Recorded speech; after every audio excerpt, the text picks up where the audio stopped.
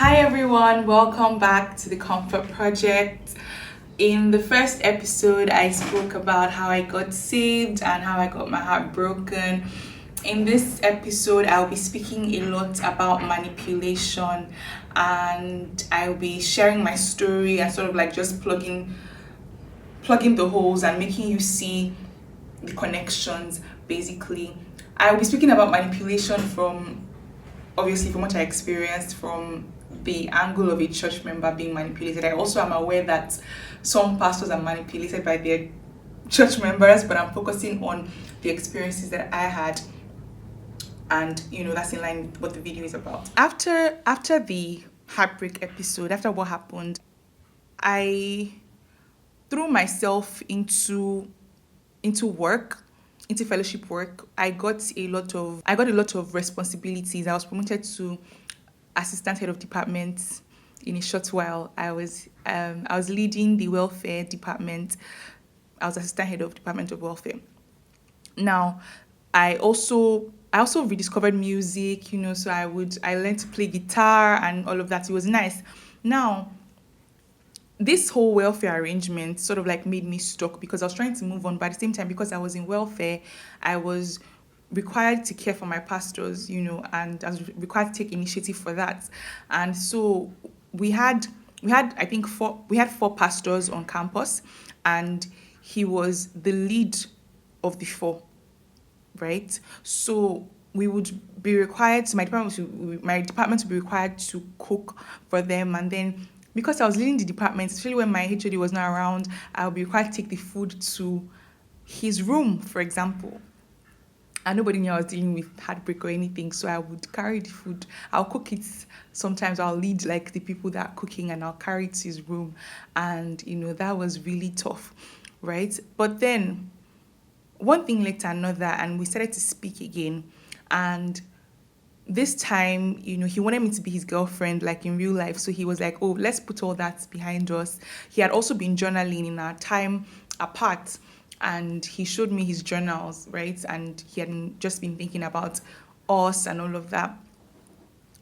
I think my head was like, this is going to be problematic for you, even though I still liked him, but my head was like, red flag, you should be careful about this.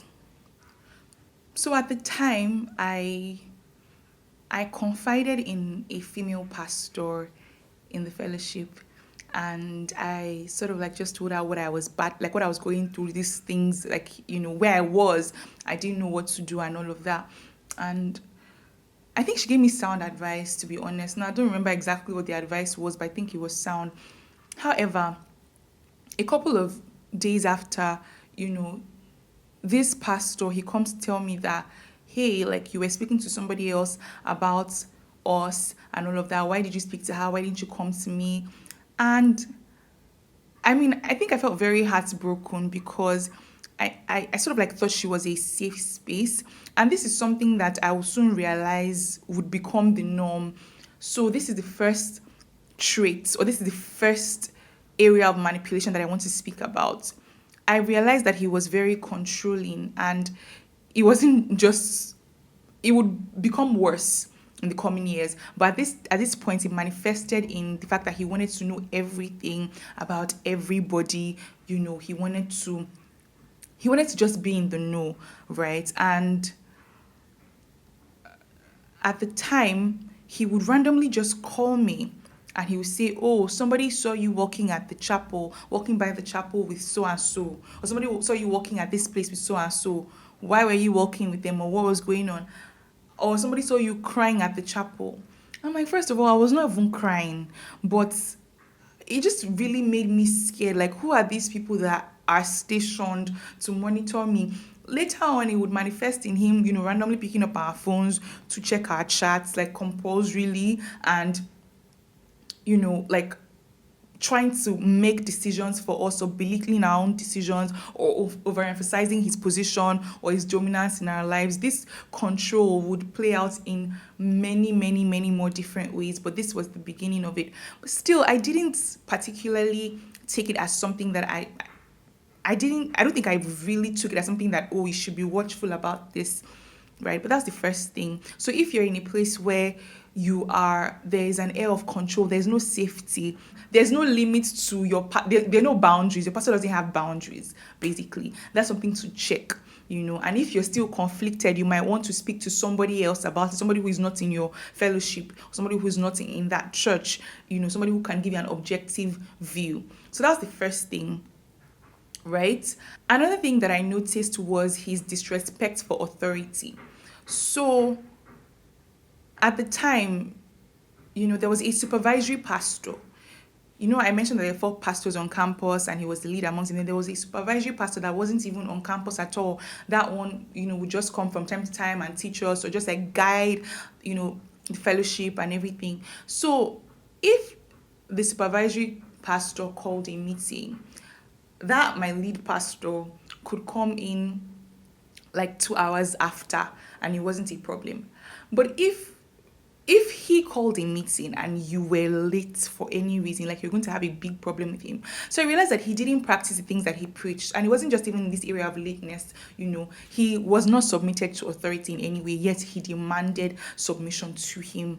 Despite these things, I'm just like, again, because I think I just sort of like felt there are weaknesses and maybe he would overcome them, right, as time went on. But I think I always tried to sort of like just tell him how I felt at every point. So but I guess like their weakness, because I knew him, right? You couldn't be around him and not want to like study the word or something. So I felt, okay, these are things that he's probably working on. So something I didn't mention about the control part, he had complained also about a couple of my relationships. So at that time, I started to make friends in the fellowship and I had male friends, and he would oftentimes complain and talk about how he was disrespectful because everybody knew that he liked me, but I was hanging around his proteges. Now, these were people who had not even ever mentioned anything to me about liking me or anything of the sort, but he wasn't comfortable with it. So these are some of the things that made me speak to the female pastor, because I was like, what exactly, like, where do I draw the line and all of that? So that was also something that was, it was control. And somehow, after the whole episode with the female pastor and the fact that I just felt like I couldn't talk to anybody around here, like it wasn't safe, somehow, I don't know how, I just resorted to speaking to him and just him. And I started to, mostly just him, and I started to sort of like cut off those relationships that he wasn't comfortable with. I cut off a lot of those relationships. And as time went on, we started to date again. Well, for real now, started to date. And it was, I remember we went to see his pastor, the supervisory pastor, and he prayed for us, and he told us how this was a very beautiful union and God was going to do a lot with it. And it was like Gloria Copeland and Kenneth Copeland, and prophesied over us, and it was so good. And I wrote everything down and I was excited for the journey ahead. I will just say something about prophecies here, just briefly. I like in the New Testament, you understand that they are great, they're good, and we respect prophecies. We don't, what's that scripture? We don't despise prophecies. However, it's very important that you know that prophecies are to sort of like confirm what God has already said on the inside. They're to act as a witness for what God has already said to you as a believer. They're not to steer you in a certain direction. The most powerful thing is on your inside, that inward witness. So I'll just proceed. So we started to date, and many other things started to uncover. He also had anger issues, right? I remember there was a certain time, all these things that I'm mentioning, they will come to be raised to like power 10 as the years go by. But like here, they were still in the seed form and all of that. But I don't know, maybe I wish somebody could have told me or pointed me to these things at the time. So he had anger issues, and I remember there was a certain time we had a prayer meeting, and he almost slapped a fellowship member, a female fellowship member. And I mean, he said she was rude to him. If I remember, I don't remember exactly what happened, but I think maybe she had rolled her eyes or she had hissed or something. And then he was going, like people had to hold him. I remember that day I was so scared. I was like, but then again, you know what they say? Be careful how people that are dating, be careful how they treat other people, because your own is coming. So that was like one of the first expressions of his anger. He would later come to smash phones, like hit people. It would get worse. But this was like the seed form. I had mentioned earlier that he also belittled our decisions and overemphasized his place in our lives. So it was almost as though we couldn't trust ourselves to make decisions, we couldn't trust the Holy Spirit in us to make decisions. And I remember eventually when I would leave, I remember that, I told him that, oh, God said, this is what God is saying to me. And I was like, you? So now you are hearing God. And like, I know that I'm smiling now and, I can laugh about these things, but it wasn't funny. It wasn't funny then at all. And it's like, oh, so you're hearing God now, like you are telling me that God told you. So that's how it was. He had to make decisions for us. We couldn't trust. Even I didn't even trust myself at the time, but I think it was God just really helped me. So all of these things were happening. And I think I struggled because he wasn't a stranger to me and he wasn't just my pastor. Like I knew him even before I joined the church. And I think that sort of like made it harder because I just always felt like I knew this guy, like, he had a good heart or he has a good heart. Like something is definitely wrong somewhere. And I couldn't place it. I just couldn't place it. And so all these things were happening in the fellowship, but at the same time in our own relationship, we're also fighting sexual temptations. So we were, making out a lot and everything. And I think I was worried that it was going to lead to sex if we're not careful. So I sat him down, like one time we had a conversation and we just spoke about it. And he was like, he understood, but so I was suggesting that let's sort of like, because it was a cycle, of, oh, we ask for forgiveness, we pray, we try to, and then I was like, okay, you know what, like, let's take a break and just sort of like go and figure this thing out or just like organize our lives. He wasn't pro the idea, but he agreed to it. And so we took a break, right? But like in a couple of weeks after, he started hanging out with somebody else. Like soon after, I heard that they were dating. Now you understand I didn't have the decency of a breakup, like of a proper breakup. It was just, oh, I thought we were on a break, but now like he was somebody else. I know that I reached out to him.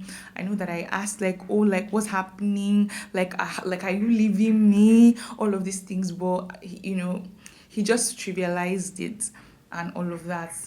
Now he started to she started to come with him to the fellowship, and I think maybe the time that he drove her in the supervisory pastor's car, all of these things, they would have conversations. So just imagine like your ex of a month, like you're seeing them every time and we're having a lot of fellowship meetings, you're seeing them all the time and you're seeing them with somebody else and the person is doing things that you used to do. I mean, that was hard enough, but I think he also consciously did things to break my spirit, like despite these things that were happening, so he would typically say, oh, would you please help me drop this thing in her room? And I'm like, do you not have any other person to send to go and drop something? It is I that you choose for this assignment, and then because there was that thing of like authority and honor, I couldn't say no, so I would go and drop it. Or he would say, would you please help buy food for us or something, hey God. Yeah, so all of these things were happening at the same time, and it was so terrible, right? But I somehow still never thought to leave.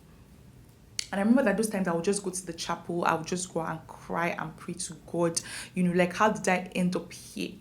Like, how is this my life?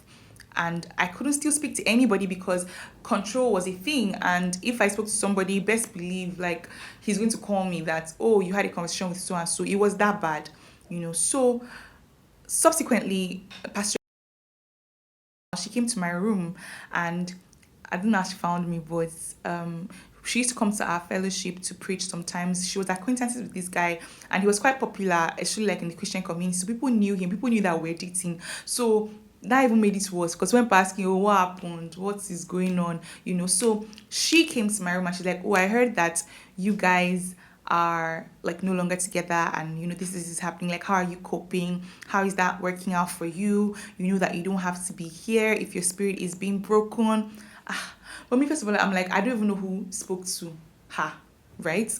And I don't know So I just listened to her. I hardly said anything, to be honest, because me, I didn't really know. I'm like, if I go and talk now, maybe tomorrow she'll go and tell him that, oh, this is what Muji. So I was very, very careful. I didn't want to say anything, and I didn't know to trust anybody. So I just, I was just there, and I was like, oh, how are you? I'm fine. Thank God, everything is good, and all of that. But I knew that she was really concerned, and she sort of like extended an arm of fellowship to me. She gave me her phone number as well, but I don't think I ever called. I never called her actually. At this time, I think that was when he also had graduated in his research, and I started to read 48 Laws of Power by Robert Greene and some other books that I think might have sort of like, fueled some of the things that he was doing. If you know anything about 48 Laws of Power, you know that you don't want to read it as a Christian. It is anti-Christian, those rules in that book. But he was reading the book anyways. Now, at this time, he was in his final year, so were the other pastors, right? The other three pastors. They were all in their final year, and they were planning to graduate. Now, as all of these things were happening, I was also still being given more responsibilities in the fellowship. So at this time, they created the supervisory pastor. He created a role for me called Office of the Pastor. There was no precedence whatsoever, but it was more like company secretary. So I like worked on the fellowship constitution. I would like do documents. I would attend all the meetings. I'll take minutes of meetings, like leaders meetings, like top leaders meetings, and all of that. And then I was also his PA, right? So I was doing more in the fellowship as all of these things were happening in my life. And I remember there was a particular day that I went to this supervisory pastor's office. I think I went to review the constitution that I had worked on, and he was just speaking to me, and he was just talking to me about how he was concerned about some of the recent happenings or behavior of this lead pastor. And the things he said were very true. And I think in a weird way, right, despite everything that had happened, I still cared for him. So I know that things the supervisory pastor was saying were true. So after the conversation, I now went back to him when I went to go and meet him that hi, like this is, the supervisory pastor thinks this, sort of like, there are things that I had also said to him in different ways before, but I was like, okay, do you think maybe we can change this or that, like said things that he thinks and all of that. So me, in my mind, I was doing a favor, like, just, hey, like, so that it doesn't get out of hand, so that it doesn't think that, you're disrespecting, just try and all of that. He said, okay. But next thing I knew, they were calling emergency meetings and all of that. Apparently, he had gone to confront the supervisory pastor, and he had sort of like used the grounds that he was speaking to me about him to reclaim the fellowship for himself. So that incident that was used to sort of like catalyze everything. And you can imagine how I felt. Like, I felt like everything was breaking apart because of me. Like, the whole fellowship was splitting up because of me. I felt really bad. And eventually it happened. Like, it did split. I don't know if it was a split or it just collected it, because, almost everybody stayed. Maybe like a couple of people left when the supervisory pastor left, like maybe 4 people I could count them really. They're not a lot of people, because he was the one that was, like mostly around anyways. He was the one leading meetings. So the supervisory pastor just used to come from time to time. So it was easy for people to stay. And yeah, you probably guessed right. I stayed. And I don't know why I stayed. I don't know why, but I stayed. Yeah, so this has been it on the first part of manipulation. I would speak to other parts. I'll speak to isolation. I'll speak to other things in the subsequent episodes. So yes, that's it. Don't forget to like and subscribe and turn on your post notifications. I will see you in the next episode. Thank you.